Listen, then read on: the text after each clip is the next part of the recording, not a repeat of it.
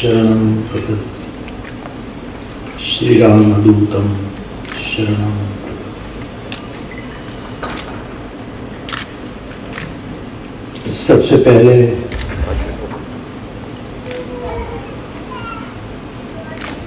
मंच पर विराजित मेरे व्यवस्थापकों ने मेरी काली शॉल ले ली दरवाजे पर, जो उसके नियम थे कि ये सब आप नहीं ले जा सके। कोई बात नहीं, शॉल ही ले ली थी, लेकिन मुझे लगा कि मैं जाऊं, शायद मेरे गले की माला ले लेते तो भी मैं निकाल देता।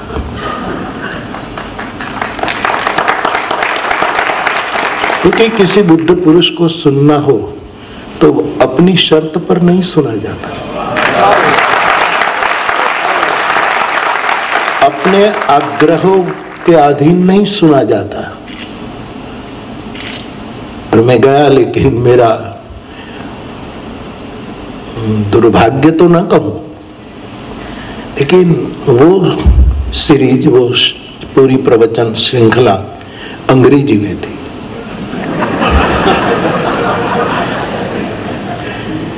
और मैं कुछ, वरना यद्यपि ओशो का इंग्लिश बहुत प्यारा था, बहुत प्यारा। कुछ उच्चार तो खुद ने अर्जित किए थे इंग्लिश के, जो जिसकी मूल भाषा हो उससे भी। अब विद्रोही ही करना,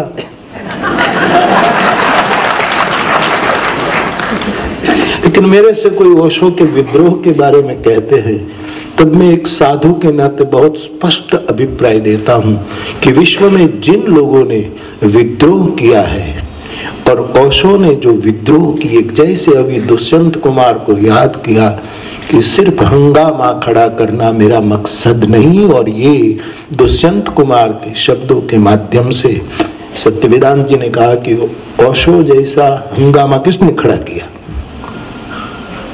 लेकिन साहब एक वस्तु याद रखे, बुद्ध पुरुष विद्रोही होते हैं, होने चाहिए, लेकिन उस विद्रोह के पीछे किसी के प्रति विद्रोह नहीं होता है, विद्रोह मुक्त विद्रोह था। तो वो अपने ढंग की अंग्रेजी बोलते थे, लेकिन शब्द समझ में ना आए तो क्या चिंता। एक नाद, एक गैबी आवाज जो श्रवण पुट को प्रसन्न कर रही थी, वो आनंद मैंने लूटा। तो 2 बार दर्शन, 2 बार सुनने का अवसर मिला।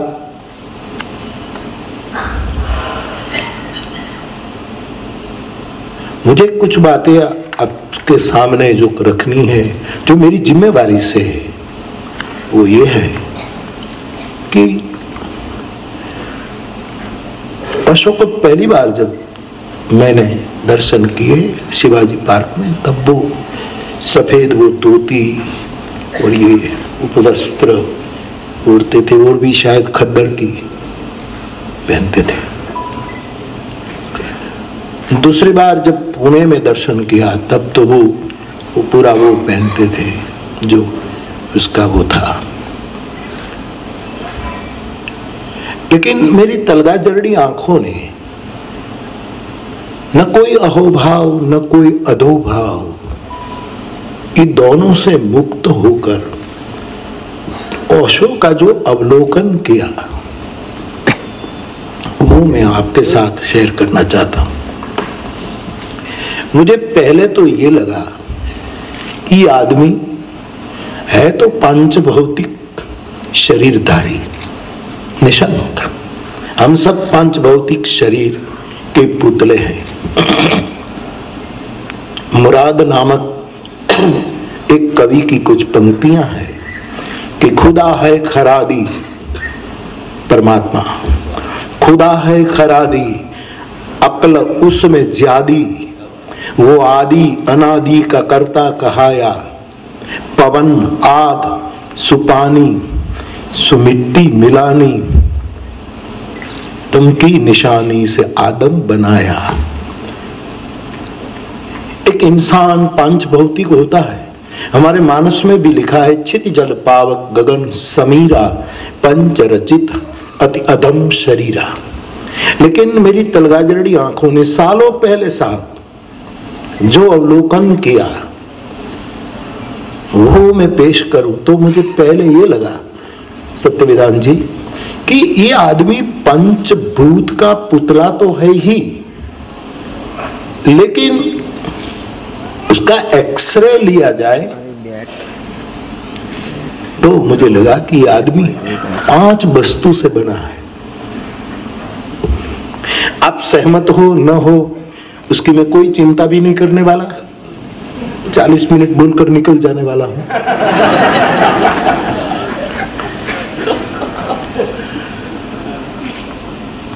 मैं उसके बारे में कुछ नहीं जानता था, लेकिन मुझे किशन बिहारी नूर साहब का एक शेर याद आ रहा है कि कोई यहां आया भी है और अभी ठहरा हुआ भी है, कोई यहां आया हुआ है और अभी ठहरा हुआ भी है, क्योंकि घर की दहलीज पे उजाला है बहुत। इस विश्व के उमरे पर, इस विश्व की चौखट पर बहुत उजाला है, इसलिए कहना चाहिए कि कोई आया है और गया नहीं, पास हुआ है। एक पृथ्वी नामक ग्रह से पास, ओशो नेवर बोर्न। अंग्रेजी खोटू पड़त माफ कर दो, आ यूनिवर्सिटी में बोलવાનું છે સાહેબ, અને એ પણ મેટ્રિક માં 3 વખત નાપાસ થયેલા માણસે બોલવાનું છે। अभी सत्यविधान जी कह रहे हैं कि ये एक कलयुग नहीं है, ये बहुत अच्छा युग है, लेकिन 3 बार मैट्रिक में फेल हो ऐसे आदमी को यूनिवर्सिटी बुलाए तो इससे बड़ा कलयुग कौन हो सकता है।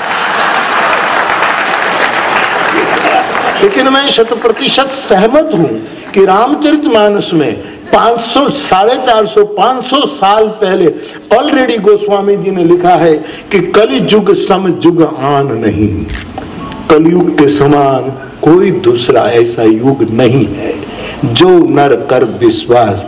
अभी तो कलयुग केवल कली है, पूरा खिला कहां है।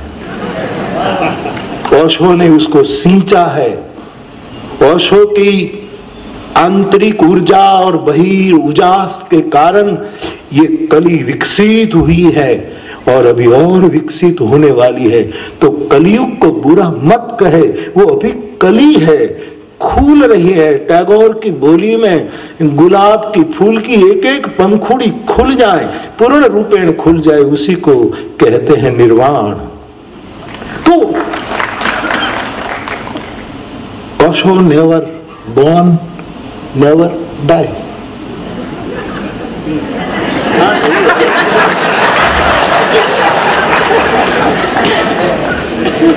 लेकिन ओशो का इंग्लिश में मैंने एक अर्थ किया है, साहस करो। ओशो के बारे में कहा जाता है कि जिस पर अस्तित्व ने फूल बरसाए हैं, ओशो वो भाषा का बहुत पुरातन अथवा तो वो शब्द है, ऐसा जो मैंने पढ़ा है, सुना है ओशो। लेकिन मुरारी बापू को अपनी जिम्मेवारी से ओशो शब्द का यदि अर्थ करना है, ओशो शब्द ब्रह्म का यदि अर्थ करना है, नॉट शब्द, नॉट वर्ड ओनली, बट अंग्रेजी आवश्य थोड़ी।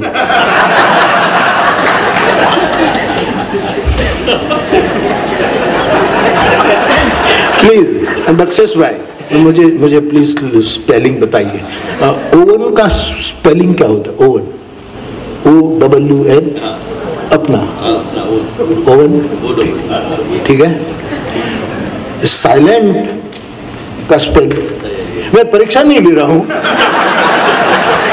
अंग्रेजी अपना साइलेंट, ठीक है, साइलेंट एस से शुरू होता है ना, ठीक है। हैप्पीनेस का अथवा होलीनेस का स्पेलिंग एस से शुरू होता है। फिर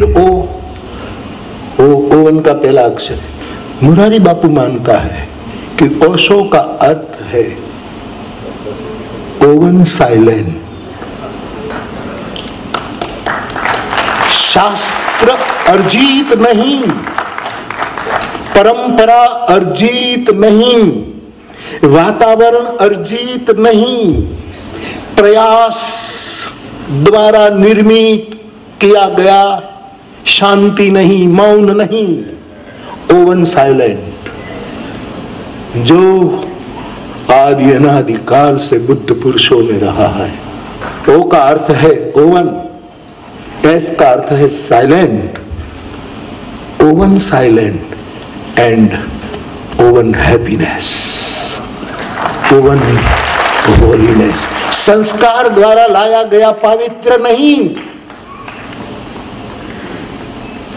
किसी ने कुछ विधि विधान करवाई और अपवित्रो पवित्रो वा सर्वांगतोपि वा ये स्मरेत पुंडरीकाक्षो बाह्याभ्यंतर शुचि।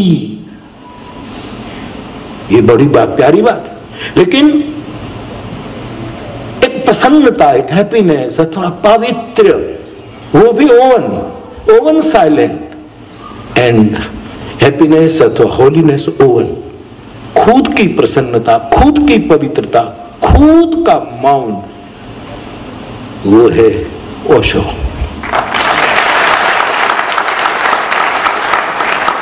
સુરેશ દલાલ એવું કહેતા કે કોઈ પણ વક્તાએ પોતાના પ્રવચનમાં 2-3 અંગ્રેજી શબ્દો વચ્ચે વચ્ચે બોલવા, જેથી કરીને સભાગૃહમાં બેઠેલાને લાગે કે માણસ ભણેલો ગણેલો લાગે।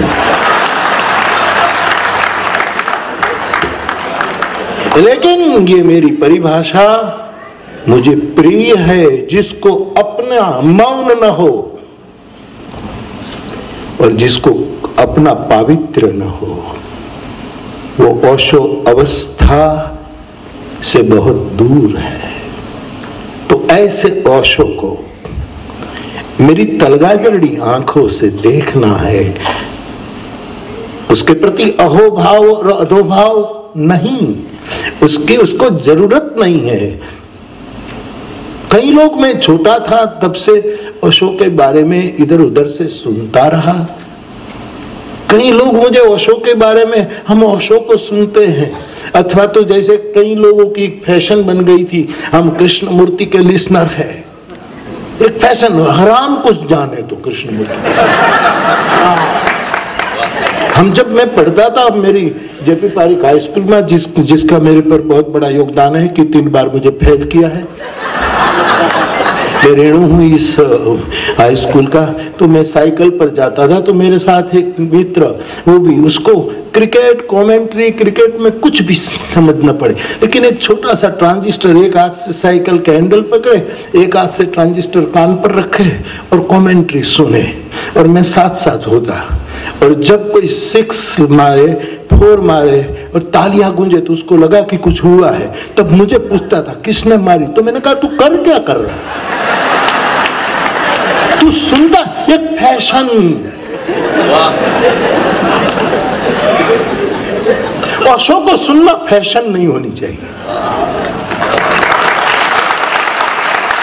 मुझे कहने दो, ओशो को फैशन से सुनना ओशो परम तत्व का अपमान है।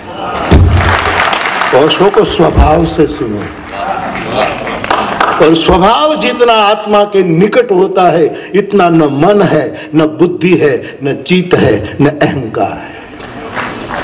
स्वभाव ही आत्मा के बिल्कुल निकट ज्यादा से ज्यादा परिचय करा सकता है। तो जब मैंने ओशो को नहीं सुना, लेकिन ओशो के बारे में जो बातें मैं सुनता था, मुझे जो सुनाए वो शायद इतना न भी समझ पाया हो, लेकिन शुक्रगुजार हूं मैं उसका कि उसने मुझे ओशो की कुछ बातें कही जिसको मेरे सदगुरु भगवान की कृपा से मैं धीरे धीरे समझने में सक्षम होता गया। और ऐसे सुनते सुनते ओशो के बारे में मेरी आंखों ने जो देखा कि ये 5 भूत का पुतला मात्र आदमी नहीं है, उसका पिंड जो है वो और 5 वस्तु से बना है। जैसे हमारे रामचरितमानस में लिखा है कि वाल्मीकि जी राम को कहते हैं कि राम, आपको देखता हूं तो लगता है हाथ पग है, आप खाते हैं, पीते हैं, उठते हैं, बैठते हैं, नंगे पैर पिता की आज्ञा मानकर निकल पड़े हैं, पत्नी साथ में है, बाएं है, ये है, सब देखता हूं। तो आपका शरीर भी पंचभूत का ही है, लेकिन मैं बराबर देखता हूं, वाल्मीकि कहते हैं कि बराबर देखता हूं तो मुझे लगता है कि आपका देह चिदानंदमय देह तुम्हारी, आपकी देह, आपकी काया, आपका कलेवर चिदानंदमय है। ऊपर तो ये है हड्डी पसली सब कुछ। ओशो के बारे में क्या कहूं, ये मेरी जिम्मेवारी से मैं बोल रहा हूं साहब, आप कबूल करें ना करें कोई चिंता नहीं। कोई मुझे कहे कि ओशो के प्रति इतना बड़ा अहोभाव मुरारी बापू व्यक्त कर रहे, तो कर रहा हूं। आप धर्म जगत में प्रवचन करने वाले रात को रोज ओशो अपने तकिए के नीचे ओशो की कैसेट सुनते सुनते सुबह 9 बजे ओशो का पुण्य स्मरण किए बिना तुम्हारे नाम से सूत्रपात करते हो, इससे बड़ा अपराध कौन हो सकता है। और सही धार्मिक व्यक्ति किसी को अछूत नहीं समझ पाएगा, धर्म समझ पाएगा अवश्य। जो अभी धर्म और धार्मिकता को विलग किया गया, धार्मिक व्यक्ति कैसे किसी को स्पृश्य समझे। आनो भद्रा कर्तव्यो, ये जो ऋग्वेद हमारा वेद कि जहां से मुझे शुभ विचार प्राप्त था उसको लो। राशिद का एक उर्दू का बड़ा प्यारा मक्ता है, गजल तो मुझे पूरी याद नहीं, लेकिन उसका मक्ता आखिरी शेर को मक्ता कहते हैं। राशिद किसे सुनाए गली में तेरी गजल। शायर की पीड़ा देखिए, शायर की वेदना देखिए। राशिद किसे सुनाए गली में तेरी गजल, क्योंकि उनके मकान का कोई दरीचा खुला न था। मैं तो बंजारा की तरह, बाबुल की तरह, बाबा की तरह गाता निकला, लेकिन उसकी गली में किसी के मकान की एक भी खिड़की खुली नहीं थी। मेरे विचार जाएं तो जाएं कैसे। खिड़कियां खुली रखो साहब सत्य के लिए। तो मेरे पर तो बहुत लोग, अब धर्म जगत तो धर्म जगत होता है, मैं धर्म धुरंधर जगत तो इससे भी बहुत ऊंचा होता है, उसमें भी खबर नहीं क्या क्या दरज्जे हैं। मैं ना आस्तिक हूं साहब, मुझे आप जैसे बुद्धिजीवियों के सामने कहना मुरारी बापू ना आस्तिक है ना नास्तिक है, मुरारी बापू वास्तविक है। मैं आप कोई दोहरा धागा में नहीं मानता, देखो मैं कोई क्रियाक्रम दोहरा, हाँ पूजा करता हूँ, शिव अभिषेक करता हूँ, मेरे ठाकुर जी की पूजा करता हूँ। फूल चढ़ाना मुझे अच्छा लगता है, क्योंकि एक फूल दूसरे फूल पर चढ़े इसके समान सुंदर संगति और कौन हो सकती है। मैं कृष्ण को फूल चढ़ाऊं तब कृष्ण भी एक फूल है और उसने बनाया हुआ एक दूसरा फूल, 2 फूल मिल रहे हैं और 2 नदियों का मेल अगर इतना पावन कहलाता है तो क्यों न जहां 2 दिल मिलते हैं स्वर्ग वहां बस जाता है। हर मौसम है प्यार का मौसम, होगा कि नहीं। आगे की पंक्ति अभी रहने दो।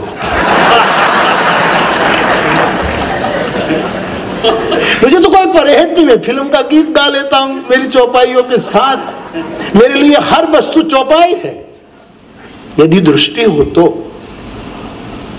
बाप क्यों अस्पृश्य।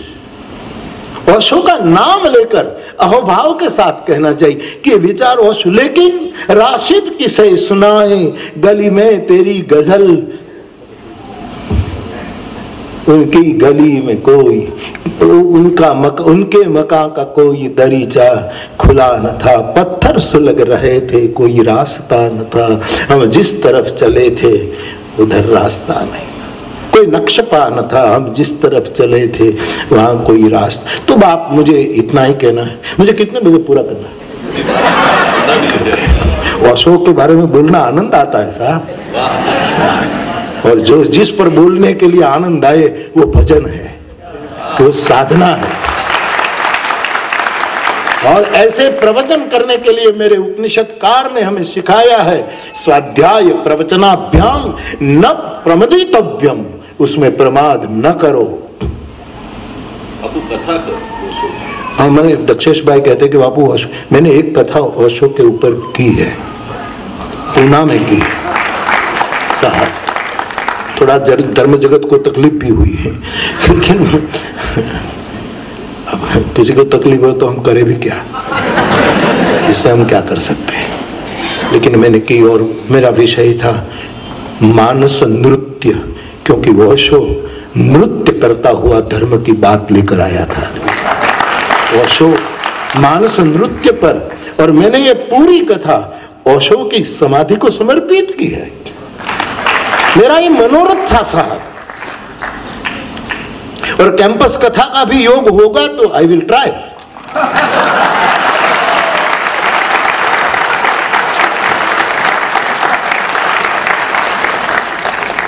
क्योंकि युवाओं के पास जो वस्तु नहीं पहुंचाई जाएगी तो बूढ़े बुजुर्ग सब वंदनीय है, मार्गदर्शक है। यस, मार्गदर्शक है निशंक। हमारे रामायण में जामवंत नाखी देवा जेवो नहीं, मार्गदर्शक है, लेकिन जरूरत है अंगद और हनुमान की, और उसको मार्गदर्शक देने वाले समाज के प्रौढ़ और प्रज्ञावान जामवंतों की।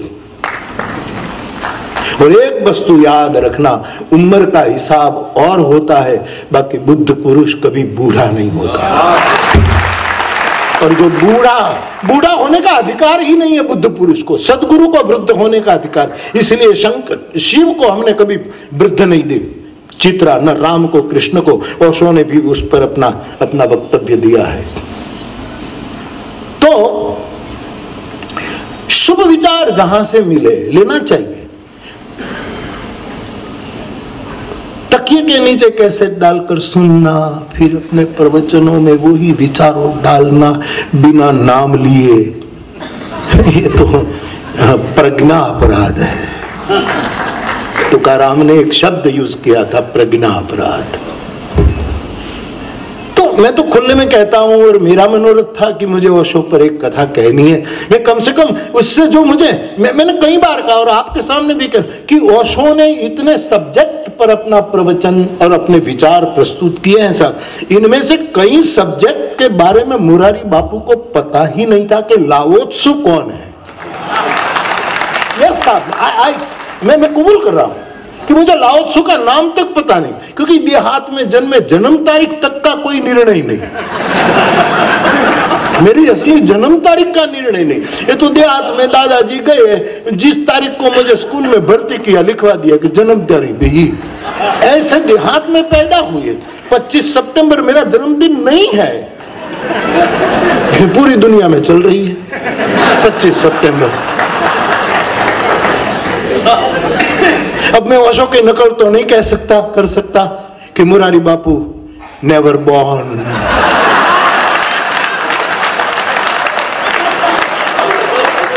बाकी यहाँ सब अजर अमर है, ना अकेले ओशो है।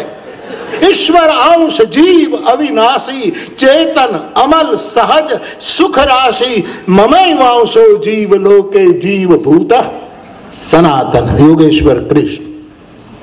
तो जन्म तक का कोई ठिकाना नहीं है यार। ये तो मेरी माँ ने मुझे कहा, मैं माँ को पूछा कि माँ ये जन्मदिन मेरी 25 सितंबर है। बोले नहीं बेटा, ये तो तेरे पिताजी गए तो उसी दिन ये तारीख होगी। मेरी माँ को तारीख में खबर नहीं पड़ती थी कि तारीख चीज क्या है। तो मैंने पूछा माँ मेरे लिए तो बता दे कि मेरा जन्म, तो कि बेटा तेरा जन्म हुआ वो रात्रि का समय था और ये महाशिवरात्रि थी। मूल तो ये मेरे कहने का मतलब आपके सामने ये है बाप कि प्रज्ञा अपराध जहां से शुभ मिला है, और इसमें इसमें इसमें शर्माने की जरूरत क्या है? ओशो से बातें मिली तो मुझे पता नहीं था लाओ त्सु कौन। कबीर का पता, बुद्ध का पता, महावीर का पता, सुकरात तक का पता, खलील जिब्रान को थोड़ा पढ़ा तो उसका पता, उमर खयाम का पता, जो जो और जितने भारतीय संत है, मनीषी है, इन सब का पता। लेकिन लाओ त्सु और जो जो मुझे खबर ही नहीं कि कौन आदमी है। और कई लोगों को ये तो ओशो ने कहा, उसके बाद सब किताब लिखने लगे हैं लाओ त्सु पर, बाकी है नहीं मारी जेम जतू लगभग। हाँ, ये कबूल नहीं करता, हूँ कबूल करूँ तो आटलो फर्क, कारण के डाया न हूँ गांडो। तो बाप, मैंने मेरी आंखों से, आज मेरी आंख 70 साल की है, मैंने 20 साल की मेरी आंख थी तब जो मूल्यांकन किया है, वो कहना चाहता हूं कि ओशो का पिंड मुझे 5 त से बना हुआ दिखा। एक तर्क, लॉजिक गजब का साहब, गजब का, लेकिन केवल रूखा सूखा लॉजिक नहीं था। जैसे दक्षेश भाई ने कहा कि वो कोई विनोद में एक टुचका कह दे, इसके पीछे कितना, ये एक मैं भी सुना दूं, मैं पीछे क्यों रहूं।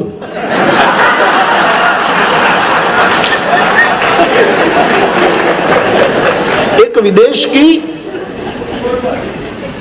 हीरोइन, विदेश की, એને बॉलीवुड कहवाय कि बॉलीवुड, ये हજી મને खबर नहीं। मैंने एक बार पूछा किसी को कि बॉलीवुड ने बॉलीवुड क्या है, गुजराती की मुझे खबर है, गुजराती फिल्म હોય ને એને બધા ઢોલીવુડ કહે, એમાં ઢોલ આવે તે એટલે બધાને ઢોલીવુડ કે વુડ કે, એટલે મને ખબર, बाकी बॉलीवुड खबर नहीं। लेकिन विदेश की एक महिला 8 बार शादी की, फिर 9वीं बार शादी करने गई, नहीं तो वो पादरी था ना, वो शादी के मंत्र खोदने के लिए किताब खोल रहा था, देर हो रही थी तो स्त्री ने कहा पेज नंबर 34 ओशो। गतानुगति हमने शास्त्रों के पेज खोले हैं साहब, आत्मा तो देखी ही नहीं हमने। तो मेरे कहने का मतलब तर्क जो था, उसका लॉजिक जो था, गजब का था साहब, गजब का। और केवल उसको तार्किक कहना ओशो का अपमान है।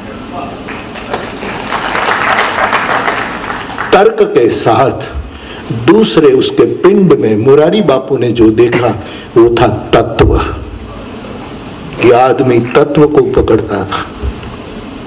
तर्क, तत्व, तो तीसरा लम्हा, मोमेंट, पल, अथवा तो तक चुकी में जब वो तक, पर्टिकुलर, माफ कर जो अंग्रेजी, जो पल है, जो मोमेंट है, पल में जियो। गंगा सती समटियाळानी, हमारा गामडानी एक जागी हुई महिला, वो अपनी पानबाई से कहती है, यद्यपि शायद उसकी चेतना राजी होगी, लेकिन उसने एक भजन लिखा है, गाया है पानबाई के सामने, एक लिटी गाओ।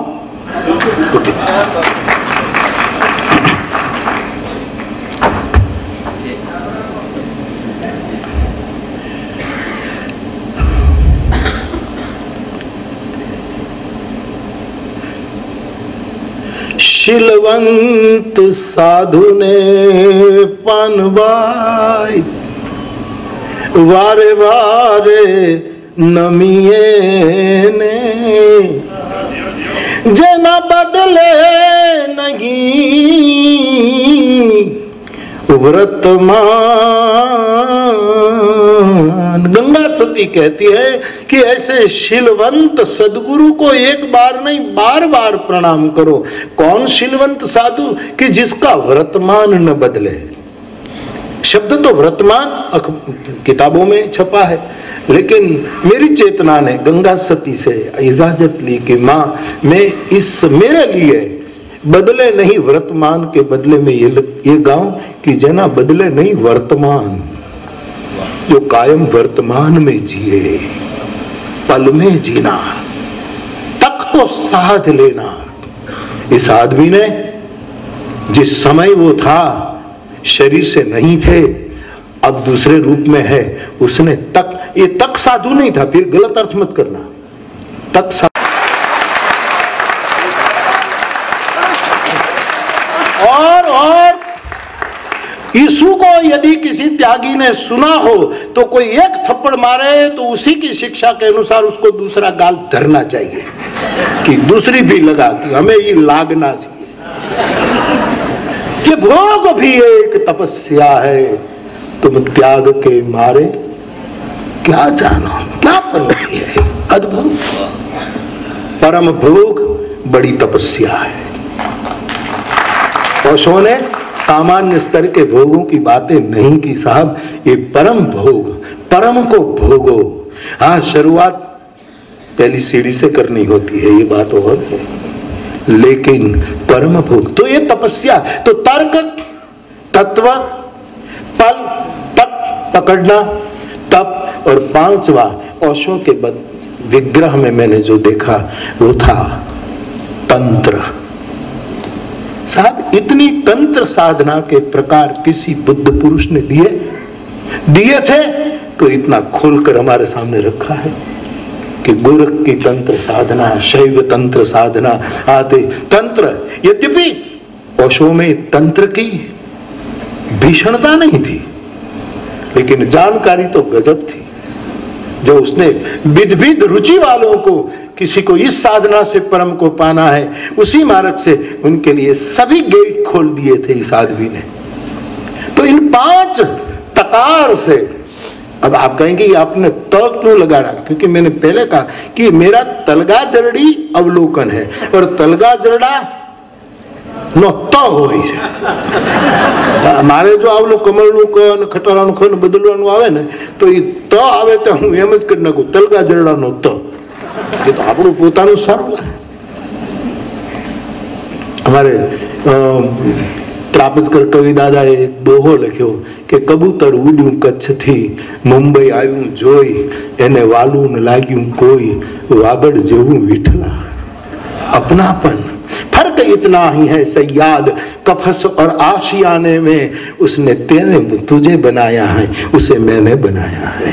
ये जो फर्क, तो 5 तकार से बना एक बुद्ध पुरुष वो ओशो है, ऐसा मैं मानता हूं। कोई माने न माने, बाकी आखिर में इतना ही कहूं कि इस आदमी ने आचार्य रजनीश के रूप में संसार में परिभ्रमण करके शिक्षा दी।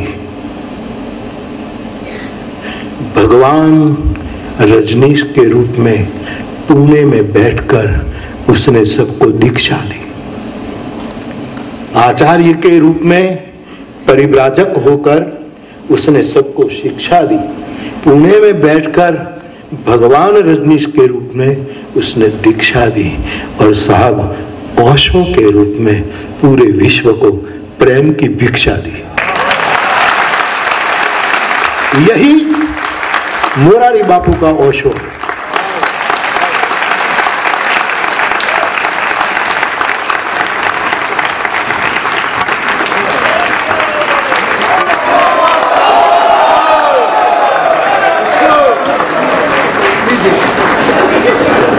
साहेब, दुनिया में घणी पीठ होय छे। गामडा में रह्या छे ने खबर छे, एक खड़पीठ होय, एक दाणा पीठ होय। साहित्यकारों ने जे एक एवॉर्ड मळे छे ई ज्ञानपीठ होय, एक व्यासपीठ। तो व्यास मानी तो બહુ જ વ્યાપકતાનો અર્થ, પણ यही पीठों में एक नई पीठ जिसको ओशो पीठ कहते हैं। और मैं ओशो प्रेमियों से चाहूंगा कि जिसने ओशो को बिल्कुल समर्पित भाव से सेया है, उसको चाहिए कि जहां जहां अवसर मिले वहां ओशो पीठ पर बैठकर ओशो की कथा और ओशो के विचारों को जगत को प्रेषित करे। और जब कोई 3 दिन की बात ओशो पर करे तो उस पीठ को नाम व्यासपीठ देने की जरूरत नहीं है, ओशो पीठ दीजिएगा कि ये ओशो पीठ है। और दूसरी एक प्रसन्नता में व्यक्त करना चाहता हूँ जाते जाते, मुझे दक्षेश भाई ने कहा जब मैं आया कि बापू ओशो के नाम तो एक यूनिवर्सिटी होनी चाहिए। इस विचार को तलगाजरड़ा के एक बाबा के नाते मैं बहुत समर्थन कर रहा हूं कि ओशो नाम की एक यूनिवर्सिटी होनी चाहिए। और ये ओशो पीठ अथवा ये ओशो यूनिवर्सिटी आप जाने उसके बारे में क्या करना, लेकिन तलगाजरड़ा में श्री हनुमान जी की जो मूर्ति प्रस्थापित है, उस हनुमान जी के प्रसादी के रूप में ओशो पीठ अथवा ओशो यूनिवर्सिटी जो हो, ओशो पीठ से शुरू हुआ तो उसमें 1 लाख रुपया का तुलसी पत्र आप कबूल करें, ऐसी मेरी प्रार्थना है। आप इसको ग्रहण करें। बहुत बहुत शुक्रिया, धन्यवाद।